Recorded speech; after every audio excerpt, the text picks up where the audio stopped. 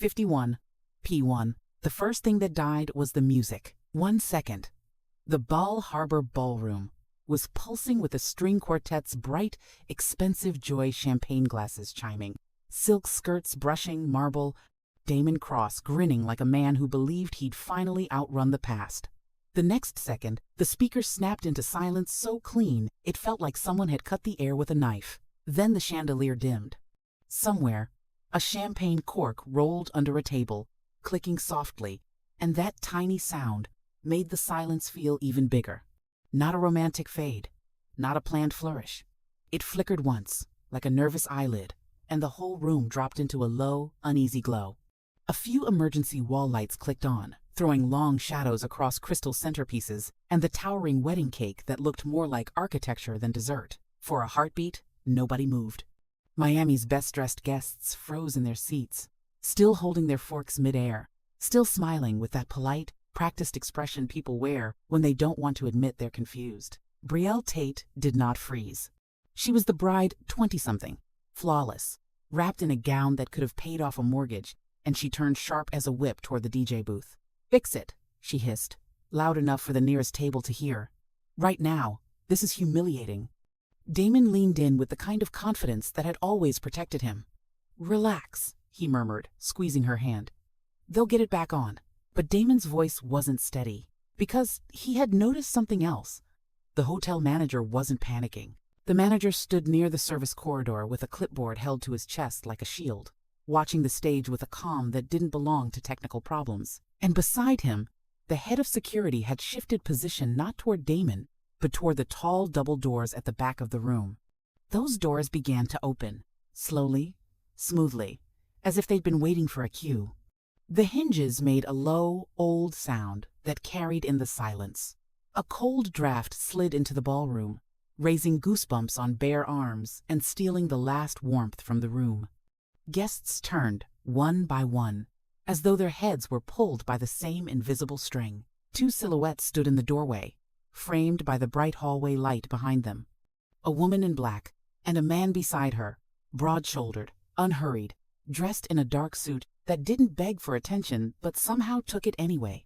The woman's heels clicked across the marble, measured, exact, like punctuation at the end of a sentence. She didn't look left or right. She didn't scan the room. She walked as if the entire place belonged to her, as if every plate and flower arrangement had been laid out for her entrance. Her name was Imani Brooks. Most people in that ballroom had seen Imani before, but never like this. They'd seen her in the background at corporate galas, quiet beside Damon's elbow, smiling when she was expected to smile. Tonight, there was no background. Tonight, her face was calm in a way that made other women tighten their shoulders. A velvet wrap hugged her arms, and a single diamond pin, old, understated, sharp, caught the weak light at her collarbone. The man with her kept pace without touching her. He wasn't a date. He wasn't a bodyguard. He moved like an outcome. Whispers rolled through the room in little waves. "Is that his ex? No, that can't be. Who is the man?" At the head table, Damon's grin finally slipped. He stared at Imani, as if his mind refused to accept what his eyes were handing him. He had divorced her 3 days ago. He had walked out of that courthouse in downtown Miami feeling untouchable, free, victorious. And yet here she was, stepping into his $350,000 dream like she'd been invited. Brielle's lips parted in disbelief, then tightened with rage. "Security!" she shouted, lifting her chin. "Get her out! Now!" No one moved. 2 guards in black suits did step forward, but not to block Imani. They formed a corridor for her, shoulders squared, eyes forward, escorting her like a VIP. Brielle's voice cracked. "Are you kidding me? Damon, say something!"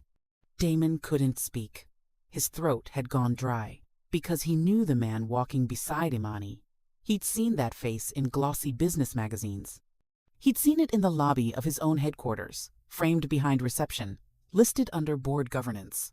He had never met him in person, not once, not at shareholder meetings, not at executive retreats. Damon's title had always been big enough to impress strangers and small enough to keep him out of rooms where real decisions were made. The man in the suit was Solomon Creed. Solomon and Imani reached the front, where the family table sat nearly empty. Damon's mother hadn't come. Brielle's parents had wandered off to mingle. The chairs waited like props that didn't know the script had changed. Solomon pulled out a chair for Imani with old-school courtesy. Imani sat. She set a small clutch on the table. A waiter appeared immediately with 2 glasses of mineral water, placed them down as if offering tribute, and disappeared. Imani took 1 sip. Then she looked up at Damon. Her gaze did not plead.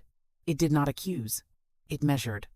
Damon felt exposed, like the lights had come back on inside his own body. He lifted the microphone on the lectern, intending to laugh it off some mistake, some misunderstanding, some last attempt to keep the room on his side. The microphone was dead. He tapped it once. Nothing. He tapped again. Still nothing. The speakers remained silent, as if the building itself had decided it was done amplifying his voice. Solomon Creed stood. He didn't raise his voice. He didn't snap his fingers for attention. He simply stepped toward the stage with the patience of a man who had never needed to hurry for anyone. Somewhere in the back, a single spotlight clicked on, bright, clean, and centered on Solomon alone. He lifted a sleek wireless mic from his inside pocket, not the hotel's mic, his own. A small pop sounded through the speakers as he powered it on. The entire room flinched at the sudden return of sound. Solomon looked at Damon for 1 long moment, then turned to the guests. "I apologize for interrupting your celebration," he said, voice calm, every syllable sharp enough to cut glass. "But there's been a misunderstanding tonight." A ripple ran through the tables. Phones rose higher. People leaned in. Damon's mouth opened, but no words came. Solomon continued, unhurried. "Mr. Damon Cross has spoken rather proudly about his empire, about what he built, about what he owns." Solomon's eyes slid back to Damon, and there was something in his expression that wasn't anger. It was colder than that.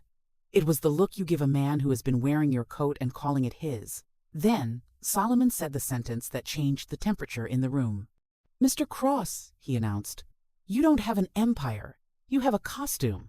The silence afterward was enormous. Brielle made a choking sound, half laugh, half protest. Damon's knees softened, just slightly, as if his body was trying to sit down without permission. Imani remained still, hands folded in her lap, her face unreadable. Solomon lifted a dark folder, the kind lawyers love, the kind that smells like paper and consequences.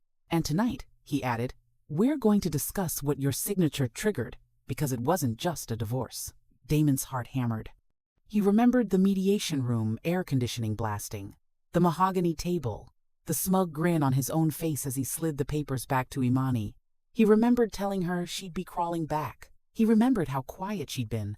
He had mistaken her silence for surrender. Now, with Solomon Creed holding that folder, and the hotel's security standing at attention like soldiers who had switched flags, Damon understood something too late. Imani's silence had been a blueprint, and the first wall of his new life was about to fall. If you're still with me, don't go anywhere, because what happened next in that ballroom wasn't a messy argument or a petty scene. It was a clean, legal takedown, carried out in front of everyone Damon had tried to impress. Give this video a quick like if you want more stories with twists you can feel in your chest, and drop a comment telling me what time it is, where you're watching, and what city you're in.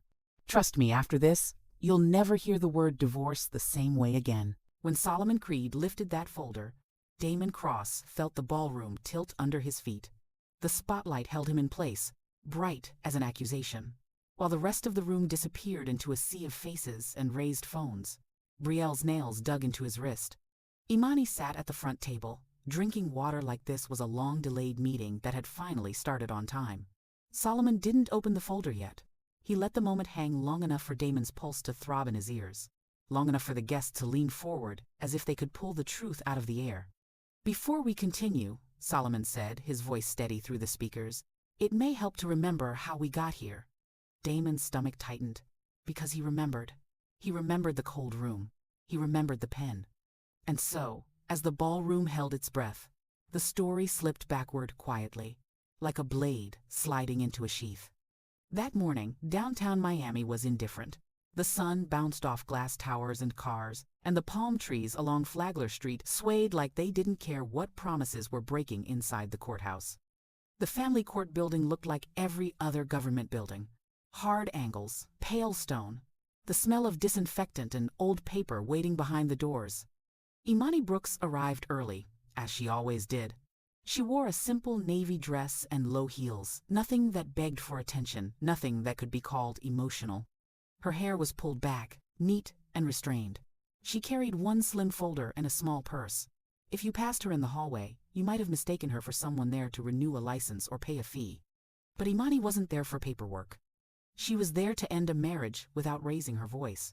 In the mediation room, the air conditioning ran too cold, blowing directly across the long mahogany table, like the building itself wanted everyone to stay numb. A mediator sat at the head, hands folded, eyes tired. Two attorneys arranged documents in tidy stacks. A pitcher of water sweated onto a coaster. Everything about the setup suggested a polite, civilized conclusion. Then Damon walked in and ruined the atmosphere with confidence. He wore a custom charcoal suit that fit him like a second skin. His cufflinks flashed when he adjusted his watch. He had the relaxed smile of a man who believed he was about to win something. Damon greeted his lawyer first, barely nodding at the mediator. When his eyes landed on Imani, he paused just long enough to show he noticed her, and then he looked away, as if she were already in his past. Imani stood as he entered, not to honor him, but because she had manners that didn't depend on how she was treated. She sat again once everyone was seated, hands folded in her lap, spine straight, expression neutral. Damon didn't sit like a man in trouble. He spread out, one arm draped over the back of his chair, his knee angled outward. The posture was intentional. Damon had built a whole life on posture, on appearing like the biggest person in every room. He had practiced that posture in board meetings, charity galas, magazine interviews, and private dinners with men who smelled like cigars and ambition. He wore it now, in mediation, because he couldn't help himself. The mediator cleared his throat. "Mr. Cross, Miss Brooks, thank you for being on time. Our goal today is to finalize the terms." Damon cut in, smiling. "Let's not drag this out." His lawyer slid the divorce packet across the table, the pages thick and crisp, the ink sharp. The sound of paper against wood echoed too loudly. Imani's attorney began to speak, but Imani lifted one finger, subtle, calm, and her attorney fell silent. Imani wanted to hear Damon. She wanted to let him show everyone who he had become in full daylight. Damon leaned forward, just enough to be seen, then spoke as if the room were his audience. "You're making a mistake," he told Imani. "I know you think you're proving something, but you're not. You're just walking away from stability." Imani didn't blink. Damon's smile thinned. He glanced toward the mediator as if seeking approval, then returned to Imani, voice louder now. "You lived comfortable because of me. That house, those trips, the charity events you like to play dress-up for. You didn't build any of it." Imani held his gaze with a stillness that made Damon talk faster, like a man filling silence because he can't stand what it suggests. "Miami isn't kind to people who don't have leverage," Damon continued. "And you don't. You've been, supportive? Nice? That's not a skill set, Imani, that's a personality." A faint shift passed through the mediator's face, professional discomfort. Imani's attorney opened his mouth again. Imani lifted her hand once more, a gentle stop sign. Damon mistook that gesture for weakness. He always did. He believed quiet women were empty. He believed silence meant surrender. He leaned back, satisfied with himself. "I'm not giving you anything," he added. "No property claims, no shares, nothing. You'll sign, and you'll go. And when you realize how hard it is out there, you can be honest with yourself about what you threw away." Imani's fingers tightened once around the edge of her purse, not in fear, in control. Because Damon still didn't understand where her calm came from. For 5 years, he had watched her move through rooms like a shadow beside him. He had watched her smile politely when his colleagues praised his vision. He had watched her host dinners in a home he called ours with a possessive pride. He had watched her sign holiday cards addressed from the Cross family, never questioning why his name came first. He had mistaken her grace for dependency. What Damon never learned because he never bothered to ask was that Imani had grown up around power that didn't need to perform. Her father's friends didn't brag, they whispered. They didn't flash their wealth. They structured it. When they moved money, it didn't make noise. And Imani had inherited that quiet understanding the way some people inherit eye color. She glanced down at the documents. The terms were clean, almost generous to Damon on the surface. No spousal support requested, no public accusations, no asset division fight. A simple, silent exit. Damon's eyes gleamed. He thought it meant she had nothing. He thought it meant she was too ashamed to ask. He thought it meant she couldn't afford to go to war. He was wrong in a way that would become expensive. The mediator spoke again, voice careful. "Miss Brooks, do you understand the agreement as written?" Imani nodded once. Her attorney whispered, "We can still revise." Imani's eyes stayed on the page. No. Damon's lawyer slid a gold pen toward her, as if offering a trophy. Damon watched her with smug patience, already imagining himself telling this story at a bar, how he walked away clean, how she signed without a fight. Imani picked up the pen slowly. The tip hovered above the signature line. For a moment, Damon saw something in her face, a calm so complete it almost looked like mercy. It unsettled him, and he covered that feeling with arrogance. "Go ahead," he said softly. "Be brave." Imani signed. The scratch of ink sounded final, like a door closing with no intention of reopening. She capped the pen, set it down, and slid the papers back across the table. Damon's grin widened. He checked the signature like a man verifying a winning ticket. The mediator exhaled. The attorneys began gathering documents, already shifting into post-meeting logistics. Imani rose smoothly, straightening her dress with one precise motion. She did not look at Damon again. Behind her, Damon called out, loud enough to sting. "Don't forget you're walking out on your own. No rides, no rescues."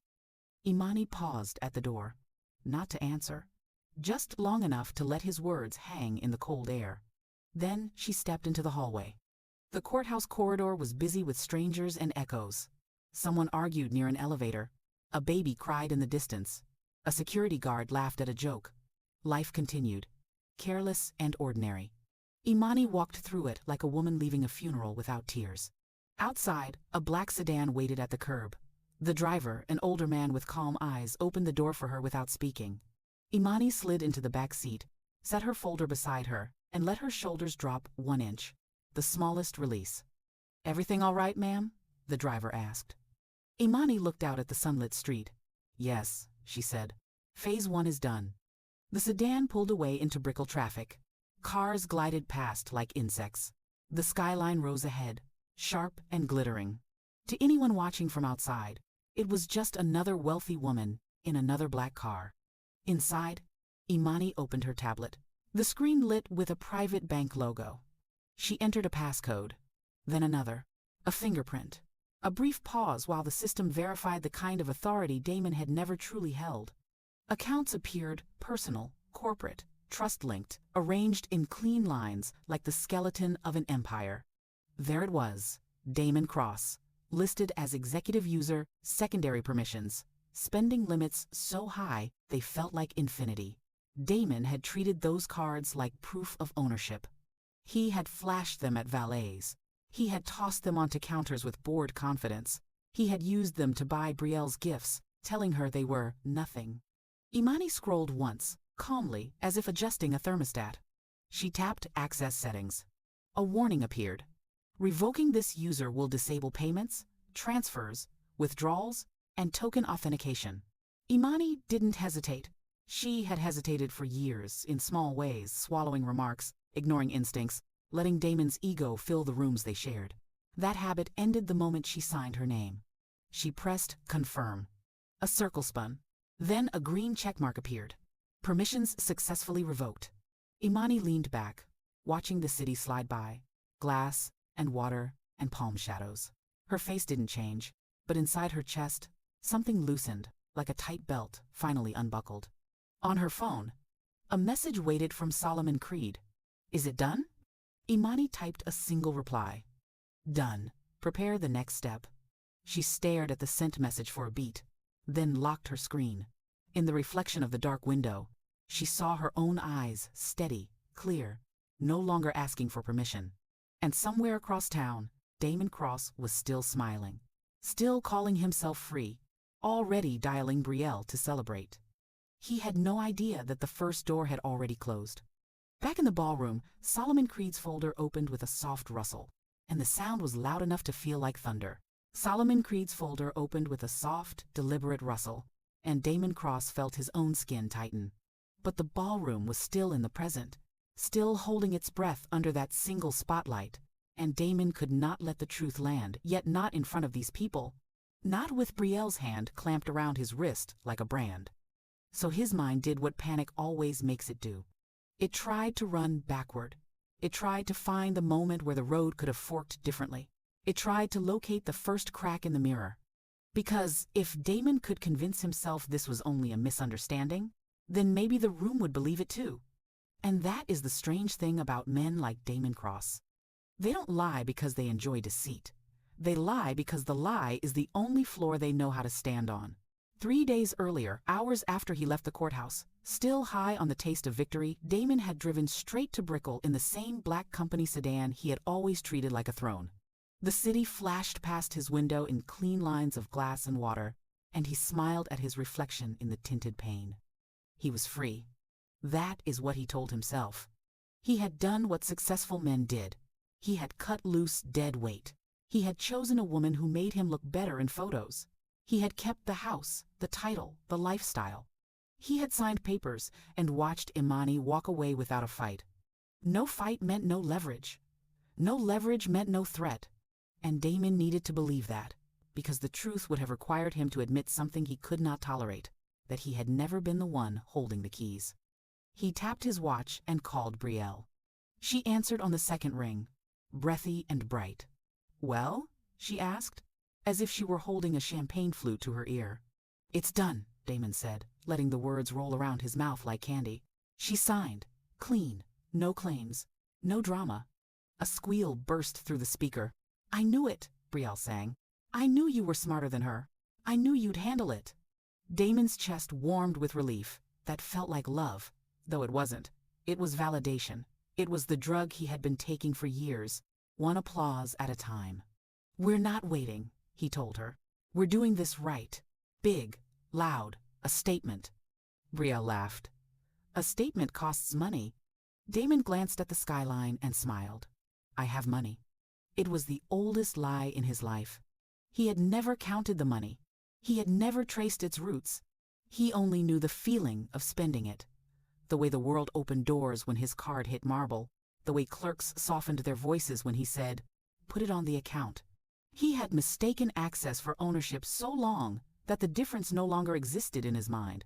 Brielle was waiting for him outside her building in a dress the color of sugar and heat, her hair smooth, her lips perfect. She climbed into the passenger seat and kissed him with a hunger that was half desire and half conquest. "Where are we going?" she asked, already checking her reflection in the visor mirror. Damon turned the wheel and headed north, toward Bal Harbour, toward the kind of hotel that smelled like orchids and quiet money. "To book our wedding," he said. "The best package they have." Brielle's eyes widened with greedy joy. "You mean soon?" Damon's smile sharpened. "Soon enough to hurt." He didn't say Imani's name, but it hung between them like a third passenger. The hotel's lobby was a cathedral of polished stone and subdued lighting. People moved through it with the slow confidence of those who believed time was something they owned. A pianist played softly near a fountain. A scent, vanilla, citrus, something expensive wrapped around them like fabric. Brielle loved it instantly. She glided across the marble as if she had been born in places like this. Damon followed, chest lifted, enjoying the way heads turned toward him. A man in a crisp suit approached with a practiced smile. "Mr. Cross," he said, reading the name on Damon's card. "Welcome. How may we assist you?" Damon didn't bother with small talk. "I want the royal package," he said. "The biggest ballroom, full service, premium menu, top shelf, the whole thing." Brielle pointed at a glossy catalog page showing a chandelier dripping with crystals and a floral arch as tall as a doorway. "This," she said. "This is the one." The price was printed in small, polite numbers. $350,000. Damon didn't blink. He had seen larger numbers on quarterly reports. He had signed off on budgets without reading the fine print. In his mind, money was a river that always refilled. "Done," he said, and slid his black card across the desk. The manager's hands were careful as he took it, careful the way people handle a loaded weapon. He inserted it into the terminal. The machine hummed. Damon turned to Brielle and winked, as if payment were just a formality. Then the terminal made a sound. A long, ugly beep. The manager's smile froze. He pulled the card out and glanced at the tiny screen, then at Damon, then back to the screen. "I'm sorry," he said softly. "It appears the transaction was declined." The word declined landed like a slap. Damon laughed, too loud. "That can't be right. Run it again. Sometimes the chip—" "Of course," the manager said, polite as ice. He ran it again. Beep. Declined. Brielle's smile slipped. Her eyes darted to Damon's face, searching for a crack. "Damon?" she whispered, the way a woman whispers when she smells weakness and doesn't want the room to notice. Damon reached for his wallet, fingers suddenly clumsy. "It's the network," he said. "This place has thick walls. It blocks signal." He pulled out another card, platinum, from a different bank. He pushed it across the desk with an annoyed flick, as if the inconvenience were the hotel's fault. The manager ran it. Beep. Declined again. For a moment, Damon heard only that sound, that mechanical refusal. It felt like the machine was speaking in a language the room understood better than he did. Brielle sat very still. She lifted her chin, but her eyes had hardened. "You said we were doing this big," she said, voice low. "We are," Damon snapped, then forced a smile. "This is nothing." He reached into his briefcase and pulled out a company checkbook, the thick kind with the business name embossed in silver. The manager's eyebrows rose slightly. Damon pretended not to see. He wrote a check for the full amount, signed it with a flourish, and slid it over like a king, handing down a decree. The manager studied it, then nodded. "We can proceed with planning," he said. "Our accounting department will process it." Damon's shoulders loosened. He smiled at Brielle as if the moment had never happened. "See?" he murmured. "Easy." But Brielle had already noticed something. When the manager said, "accounting department," his tone carried a tiny pause, like a foot tapping behind a closed door. Brielle didn't say it out loud, but her eyes did. "If you're so rich, why didn't the card work?" Damon had an answer for everything.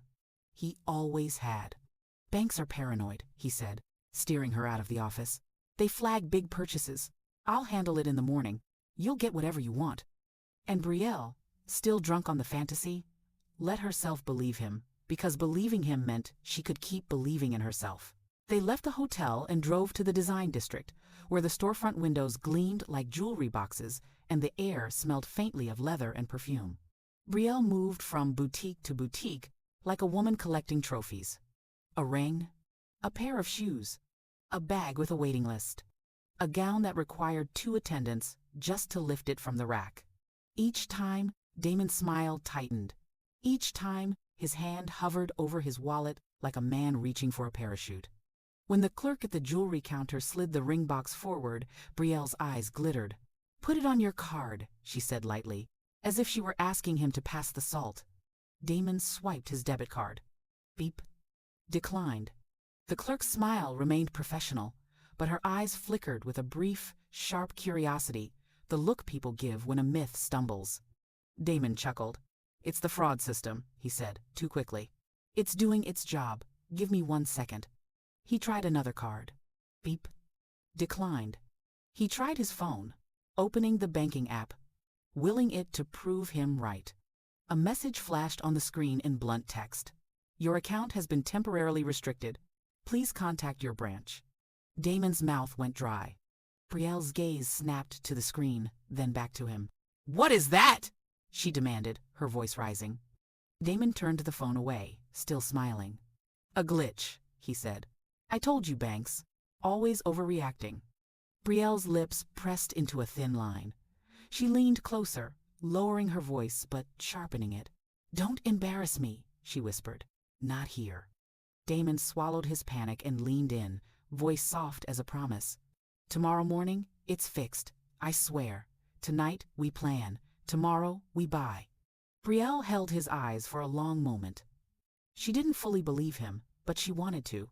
She wanted the story where she won. And the only way to keep that story alive was to pretend the warning on his screen meant nothing. So she let the clerk close the ring box and she walked out of the store with her head high and her hands empty. In the car, Damon's fingers shook on the steering wheel. He called his office. It went to voicemail. He called again. His assistant answered on the third ring, voice careful. "Mr. Cross?"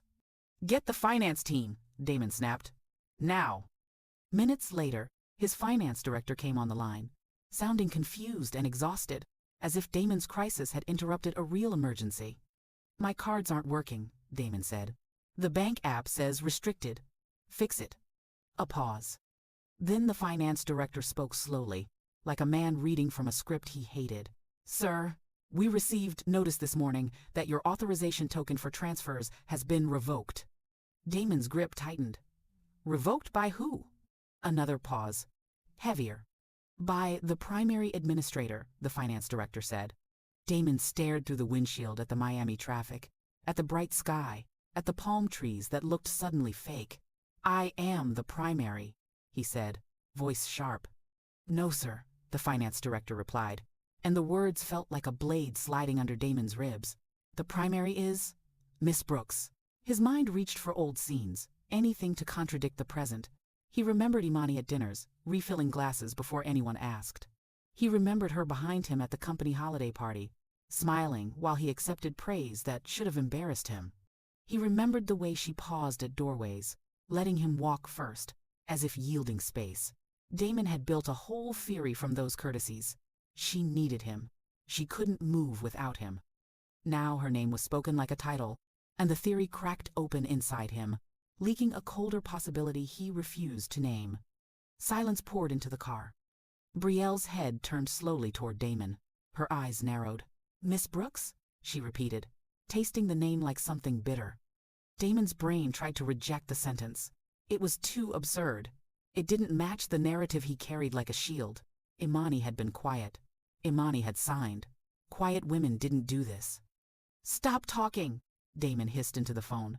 "You're confused. Call the bank. Tell them I'm the CEO." The finance director's voice grew smaller. "Sir, the notice came from the trust account. It's not a standard corporate bank account. It's structured differently." Trust account. The phrase hit Damon like a chill. He had heard it before, in passing, in meetings he never listened to. Trust accounts were things old families used, things that belonged to people who didn't brag. Damon ended the call abruptly, breathing hard. Brielle stared at him. "What did he mean?" she asked, each word clipped. "By trust account." Damon forced a laugh. "It's paperwork," he said. "It's nothing." But the truth was spreading in his bloodstream, cold and fast. Imani had pulled something away from him, and she had done it without touching him.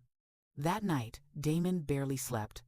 Brielle lay beside him in the rented luxury apartment he had rushed to secure for their new life, the kind with floor-to-ceiling windows overlooking the bay.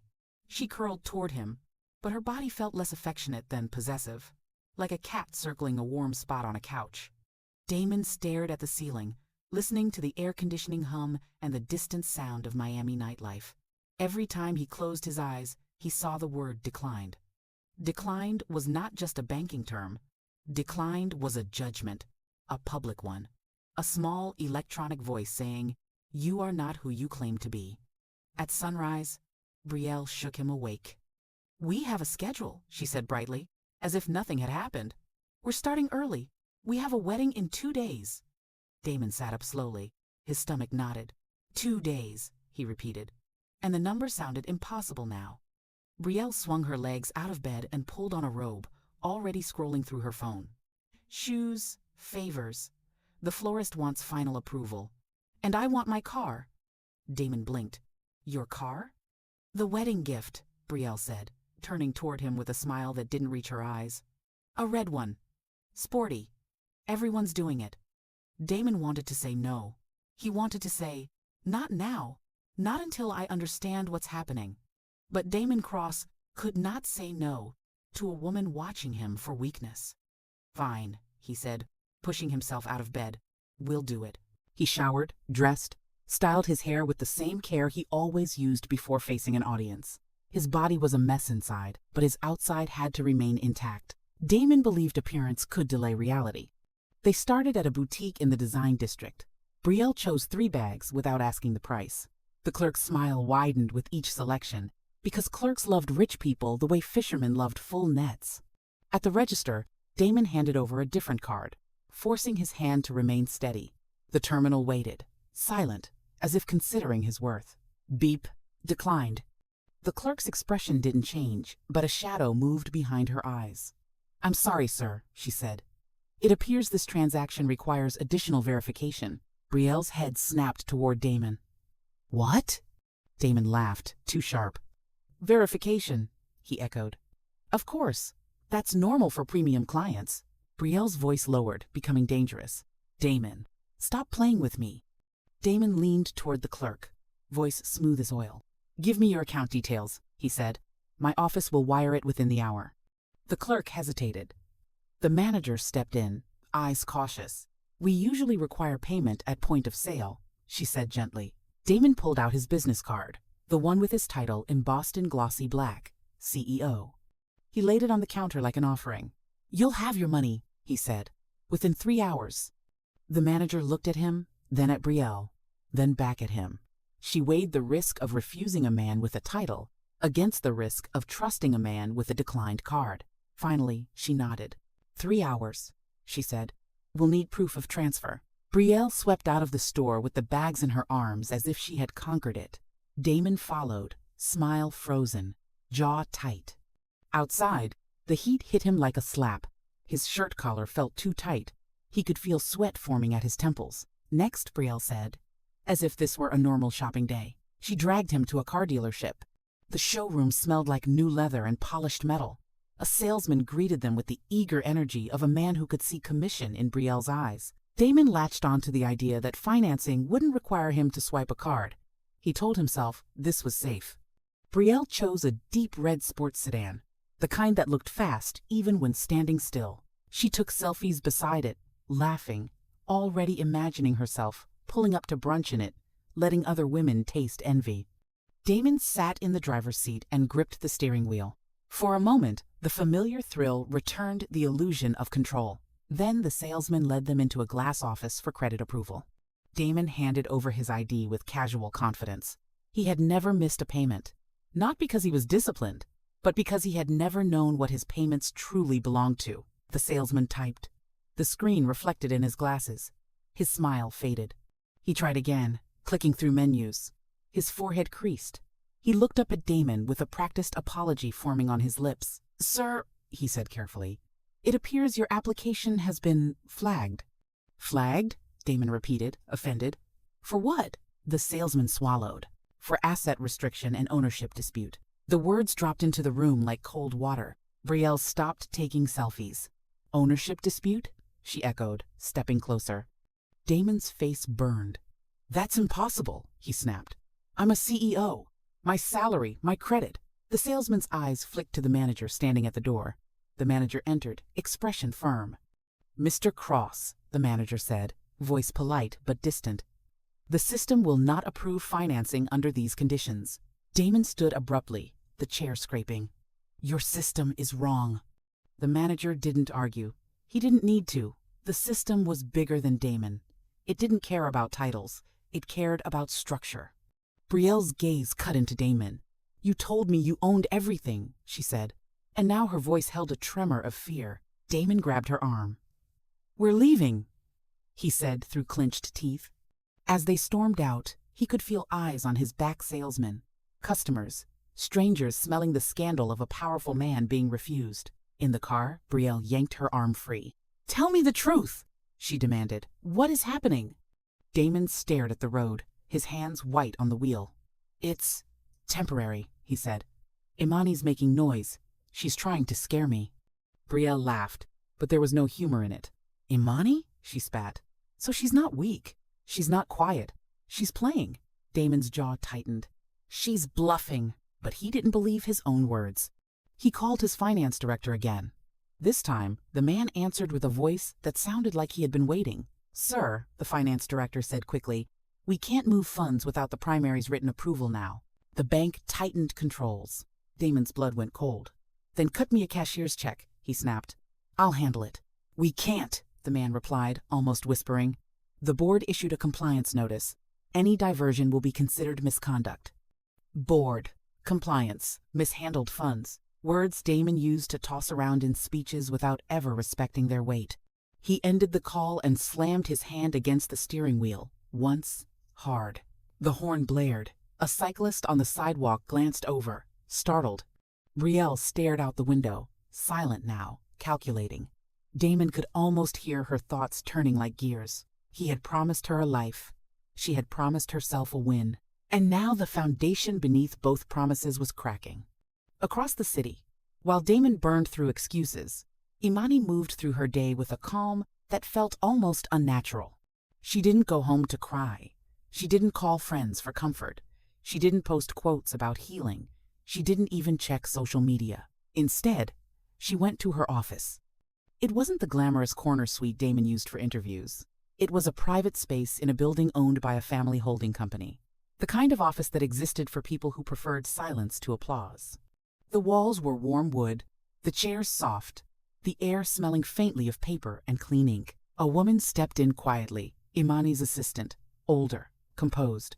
She placed a thick cream envelope on the desk like it was just mail.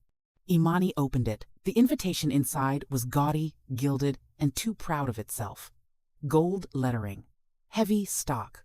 A ribbon that looked like it cost more than most people's rent. Brielle Tate and Damon Cross invite you. Imani's eyes moved to the date. 2 days. She felt no sharp pain, no jealousy, only a faint, cold amusement at Damon's need to make his life a performance. Imani turned the RSVP card over and wrote one word in clean black ink. Attending. Her assistant looked up, startled. "Ma'am," she said softly, "are you sure?" Imani capped the pen. "Yes," she replied. "Some lessons need witnesses." That evening, Solomon Creed arrived. He was not flashy. His suit was dark, his tie modest. His presence, however, made the room feel smaller, as if the air itself wanted to behave. "Is Phase 1 complete?" he asked. Imani nodded. "Trust account lockout," she said, using the phrase like a code. "He can't spend, withdraw, or transfer. He's already panicking." Solomon's eyes narrowed slightly. "He will try to use vendors and promises," he said. "He will try to buy time with charm." Imani's mouth lifted in the faintest smile. "Let him." Solomon studied her for a moment. "You are calm," he observed. Imani looked down at her hands. "I'm not calm," she said. "I'm finished being confused." Solomon nodded once, as if he understood that exact feeling. "Then we proceed," he said. "Quiet divorce blueprint becomes public record." Imani didn't flinch at the phrase.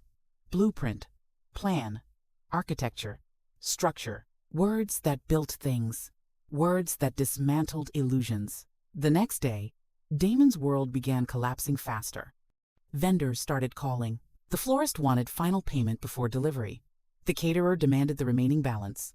The sound company wanted confirmation of transfer. The boutique that had let them walk out with bags wanted proof of wire.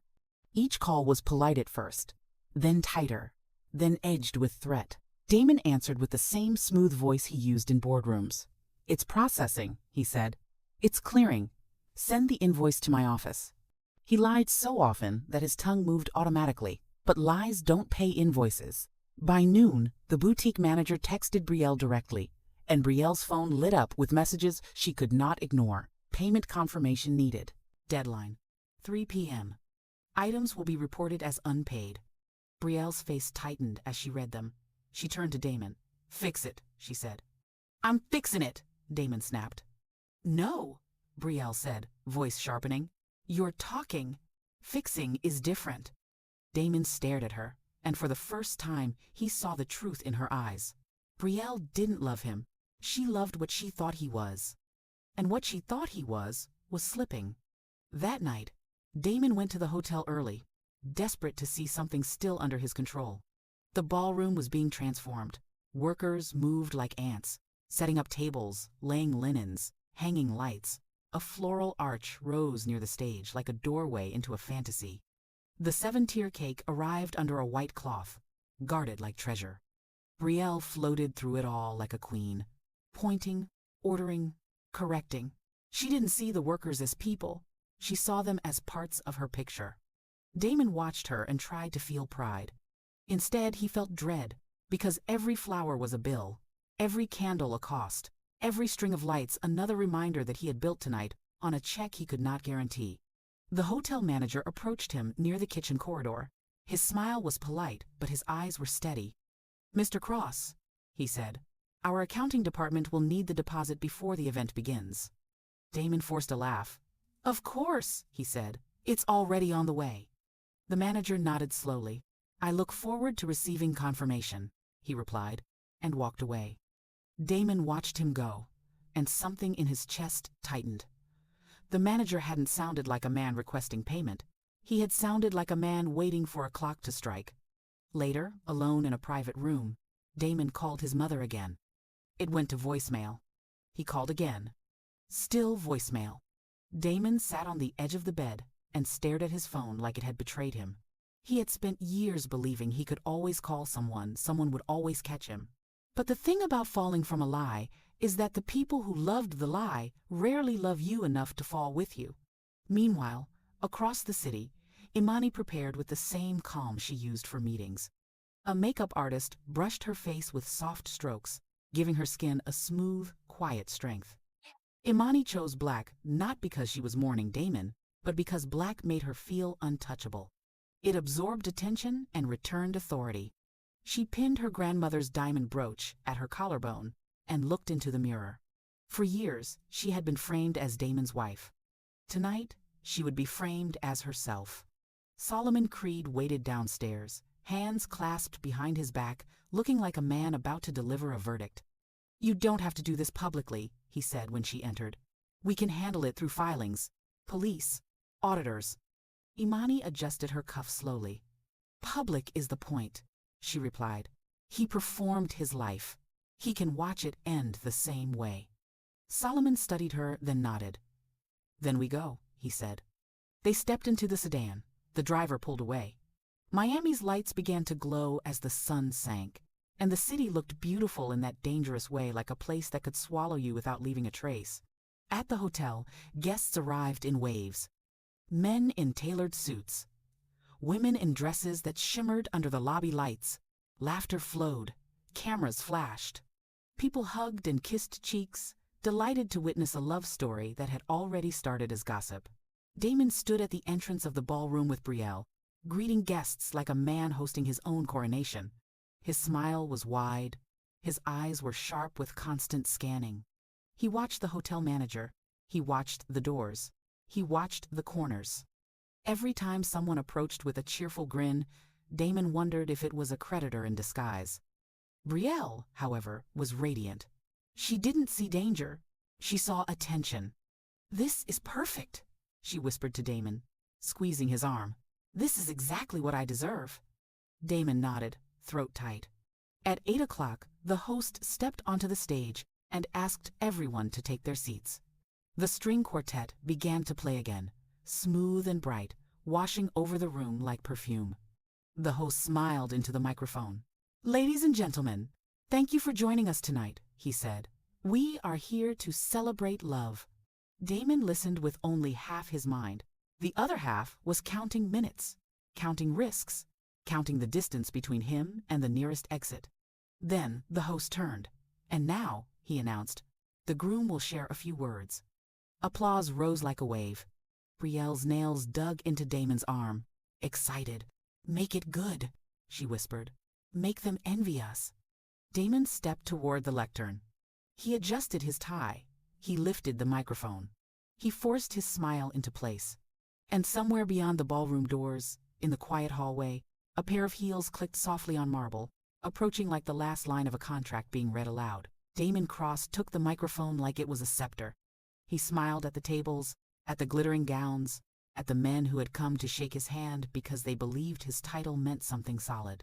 The string quartet played behind him, smoothing the room with a warm, expensive melody.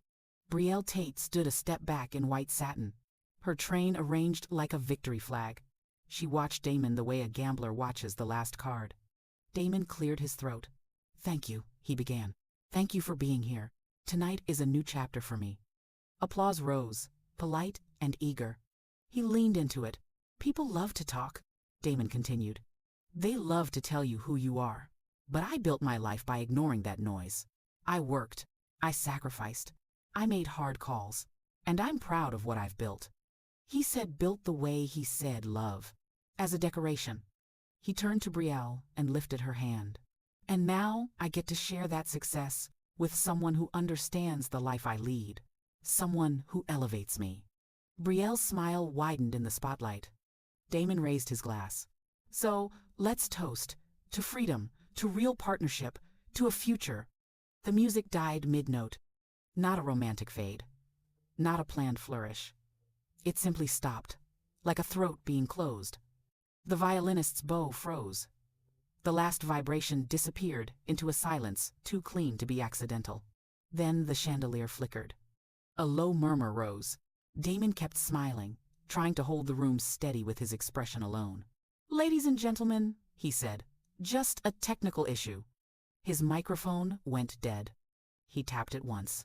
Nothing. The dull thump echoed in the stillness. Brielle's face tightened.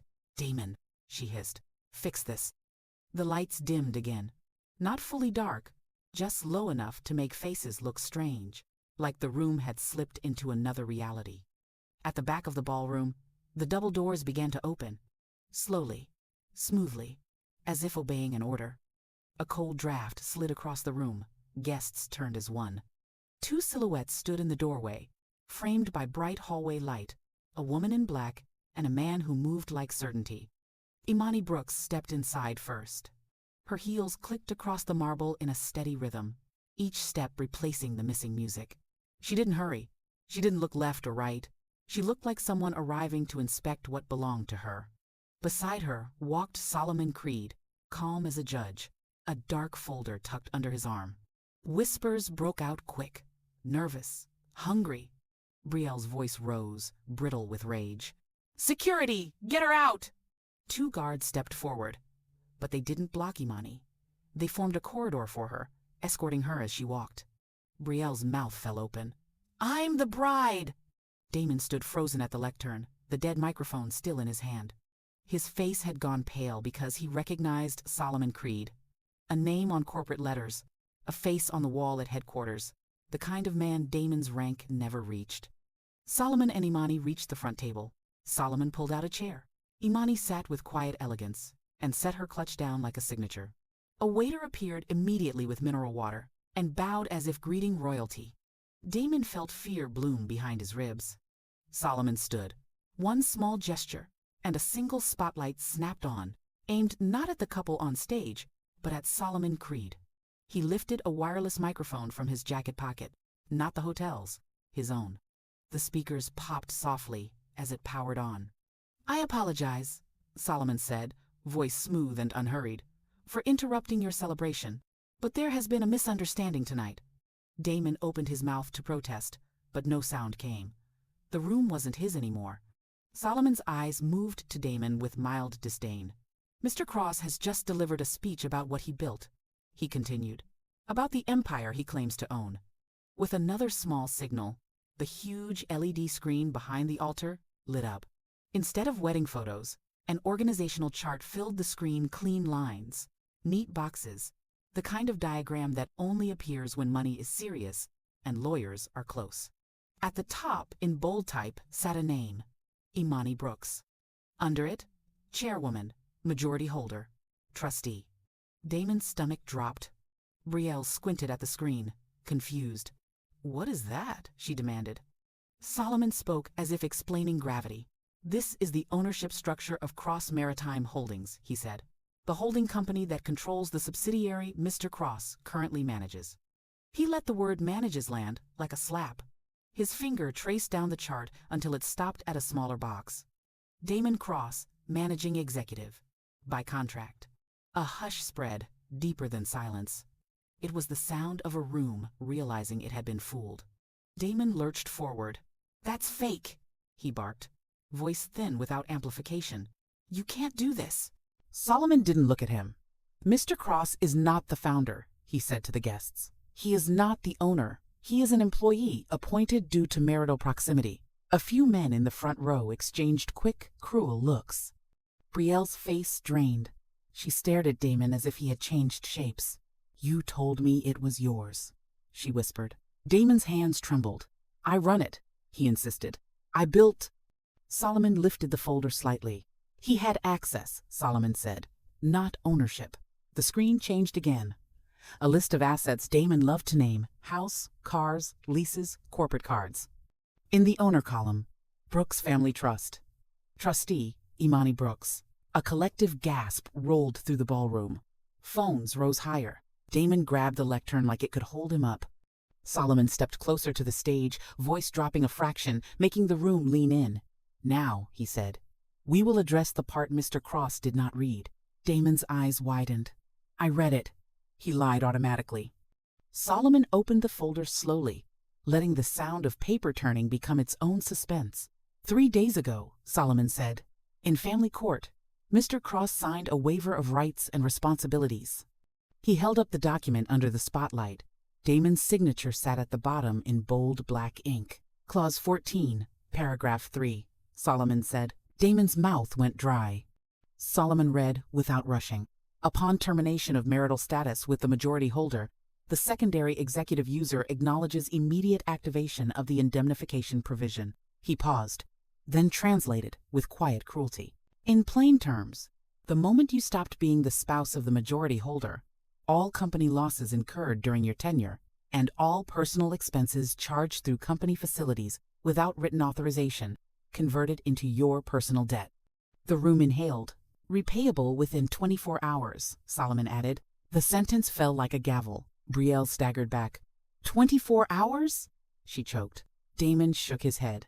No, this is sabotage. Solomon's expression didn't change. It is contract. The screen shifted one more time, displaying a clean figure in large type. Forensic audit total, $6,980,000. Unauthorized event charges, $370,000. Total due, $7,350,000. $7.35 million. Damon's vision tunneled. He dropped to one knee before he understood his legs had quit. Brielle's voice climbed, panic mixing with rage. You lied, she hissed at Damon. You lied to me. Damon turned to her, desperate. Brielle, I can fix. Solomon raised his hand again, small and precise. The side doors opened. Lawyers and auditors entered with briefcases, faces blank. Behind them came uniformed officers, boots loud on marble, each step announcing that this was no longer gossip. An officer climbed the stage stairs with calm authority. Mr. Damon Cross, he said, you are being detained pending investigation for financial misconduct and attempted fraud. Damon scrambled backward. Wait, cold metal clicked around his wrists.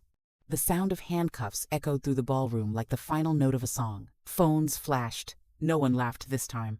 Someone whispered, this is going to be everywhere. Damon twisted toward the front table, searching for Imani with the desperate hope of a man who still believed consequences could be negotiated. Imani, he shouted. Please, I was wrong. We can talk. Imani stood, not quickly, not dramatically. She rose as if answering a meeting invite. She walked toward the stage with slow, steady steps. The crowd parted without being asked. Her face was composed in a way that made grown adults look down. Damon dropped to his knees again when she reached him. Imani, please, he sobbed. Don't do this. I'll change. Imani stopped 2 steps away and looked down at him. Her expression wasn't hatred. It was emptiness, the kind that comes after a fever finally breaks. For years, she said softly. And the room went so still her voice carried without a mic. You believed my silence meant I didn't understand. Damon's lips moved.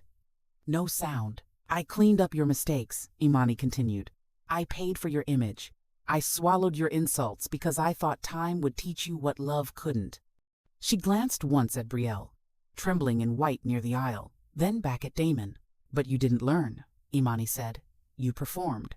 Damon shook, a man collapsing inside his own suit. Imani. Imani lifted one hand, gentle but final.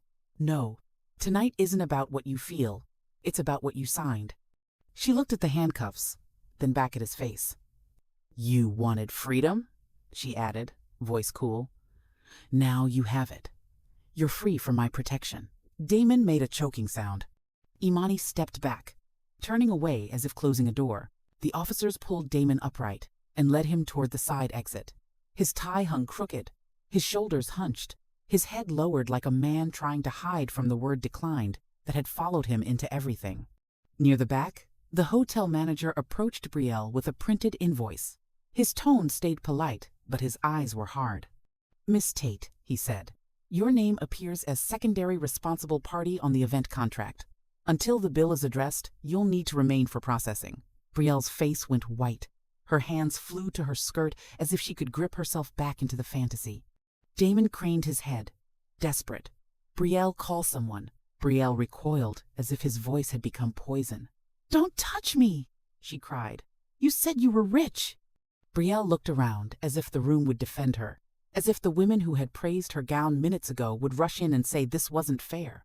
But the faces nearest her had changed.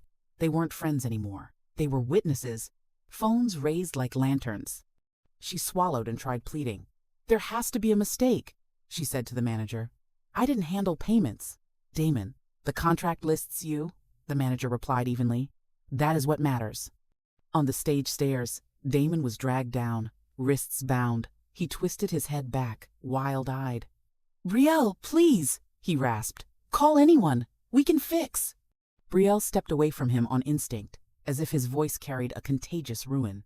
And then Imani was beside her, not touching, not crowding, just present, calm in black, while Brielle shook in white. Brielle forced her chin up. "You did this," she spat. "You're jealous." Imani's expression didn't move. "No," she said softly. "I'm finished." She drew a small white envelope from her clutch, the kind guests give as a wedding gift, and placed it in Brielle's trembling hand. For half a breath, hope flashed across Brielle's face. Brielle ripped it open. Inside wasn't money. It was an invoice, the bridal boutique's letterhead, a bold balance due, and Brielle Tate listed as the responsible party. Brielle stared, lips parting. "What is this?" Imani leaned in just enough for only Brielle to hear.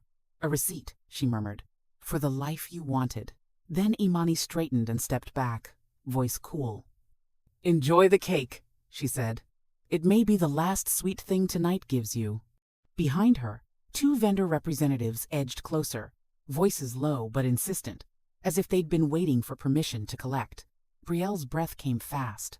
The room spun with camera flashes and murmurs, and her veil felt heavy, like a net. She tried to speak, but only a thin sound came out. Across the aisle, Imani returned quietly to Solomon's side, her posture unchanged, as if the chaos were weather she'd planned for. Solomon offered his arm. She took it lightly, not because she needed support, but because the gesture made the point Damon had never understood. Power doesn't shout, it simply walks away.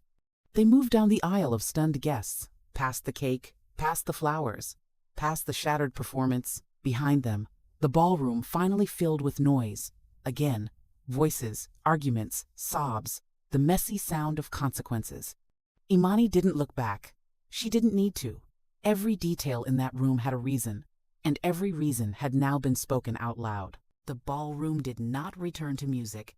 It returned to noise.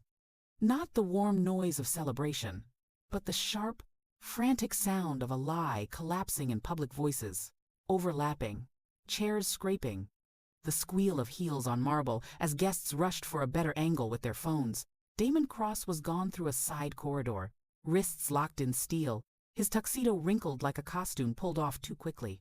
Brielle Tate was still in white, still standing beneath a floral arch that now looked like a trap, hem pinned by someone's shoe. Mascara starting to smear as vendor representatives closed in with invoices and tight smiles. Imani Brooks didn't hurry. She walked with Solomon Creed down the aisle that had been meant for a bride, her posture steady, her face calm, as if she were leaving a board meeting that had simply run long. Behind them, someone called her name, half insult, half plea, but Imani kept moving. Some endings do not require a reply. Outside, the Miami night air felt warmer than the ballroom ever had. The valet lane glowed under hotel lights, and a few guests spilled out after them, still talking fast, still hungry for the story. Solomon opened the sedan door, but Imani paused for a moment and looked back at the entrance. Through the glass, she could see Brielle being led toward a side office, her veil crooked, her hands fluttering like a bird trapped indoors. She could also see the hotel manager speaking with police, the same polite face now hard with procedure. In the blur of movement, Imani's eyes found the wedding cake still untouched, still beautiful, still ridiculous. Solomon watched her quietly. "You all right?" he asked. Imani exhaled once. "I'm done," she said. Not angry, not triumphant, just finished. The sedan pulled away. Miami's skyline slid past like a postcard, glittering towers, black water, neon reflections trembling on the bay. Imani rested her head against the seat for the first time that day, and the silence in the car felt like oxygen. For years, she had measured her life by what she could tolerate. Tonight, she measured it by what she no longer had to. The next morning, the story went everywhere. In a city built on sunshine and appearances, people forget that shadows belong to someone too. Imani didn't chase revenge. She reclaimed ownership, then walked away quietly at last. Not only gossip blogs and celebrity accounts, but business outlets too. The headline writers couldn't resist the contrast. CEO arrested at lavish wedding. Bride held over unpaid bill. Ex-wife revealed as majority holder. The footage was already viral. Damon's face half hidden, Brielle screaming, the LED screen glowing with the ownership chart like a courtroom exhibit. People who had never heard of Cross Maritime Holdings suddenly had opinions about corporate governance. People who had never met Imani Brooks praised her cold revenge from behind their phones. The same strangers who once applauded Damon's interviews now asked how many other self-made men were standing on borrowed floors. Imani did not read the comments. She had learned the hard way that public applause is a wind, loud, temporary, and never strong enough to build a life on. She let Solomon and the legal team handle the noise. She focused on the quiet work that actually mattered. By noon, Cross Maritime's board held an emergency session. The directors, joined by video, faces stiff, voices careful. They addressed compliance failures, project overruns, suspicious expenses. An outside forensic team presented what Solomon already knew. Damon's leadership had been more performance than management. Contracts signed late. Vendors paid late. Operating funds used as if they were personal money. Losses hidden under glossy marketing and Damon's charm. Imani sat through it without blinking. When she spoke, she did not raise her voice. "We correct the structure," she said. "We stop bleeding. We stop pretending." It was the first time many of them heard her as the true authority, and it was the first time they realized Damon's loudness had been covering for her competence. 2 weeks later, Damon's bail hearing became another spectacle. He entered the courtroom in a plain suit provided by his attorney. No cufflinks, no watch, hair cut short and uneven, like someone had finally run out of time for vanity.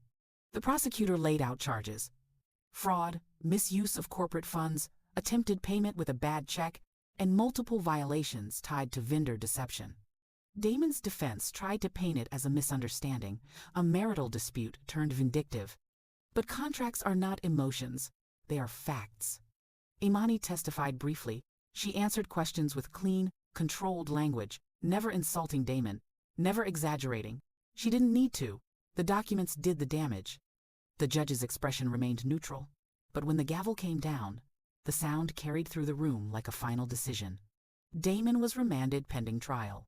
That night, in a holding cell that smelled of bleach and old sweat, Damon finally faced the kind of silence he had never mastered. No applause, no title, no credit line to swipe, just concrete walls and the steady ticking of consequences. He called his mother. The call went unanswered. He called Brielle. The number had been blocked.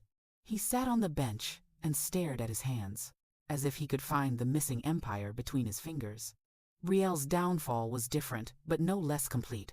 She wasn't charged the same way Damon was. She hadn't signed the audit papers, hadn't approved project budgets, but civil lawsuits do not care about romance. Her name was on contracts. Her signature was on vendor agreements. She had posed for photos beside gifts bought with money that now had a legal trail. The boutique demanded payment or return of merchandise. The hotel pursued its balance. The florist and caterer filed claims. Brielle tried to disappear into social media silence, but debt has a way of finding you. Friends who once begged for invitations stopped answering her calls. Women who once complimented her dress reposted her meltdown with laughing emojis. Within a month, Brielle was living in a cramped rental west of the city, the kind of place where the walls are thin and the air conditioner rattles all night. She took a job at a small online retailer, packing orders under fluorescent lights, wearing a name tag that didn't sparkle. Every time she heard a phone ring, she flinched, expecting another collector. The fantasy had been expensive.